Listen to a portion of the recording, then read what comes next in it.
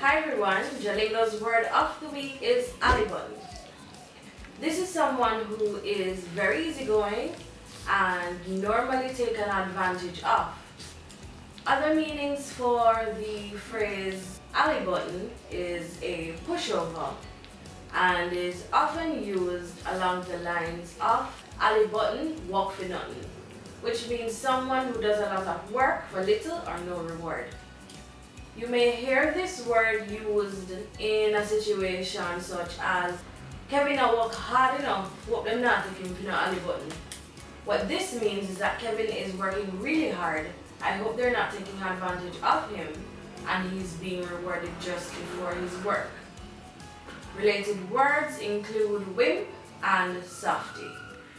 Remember to download the exclusive JaLingo app from the iOS App Store if you want to see more words, proverbs, or expressions. Also, click on the download links in the description box below. Thanks again for watching and have a great day.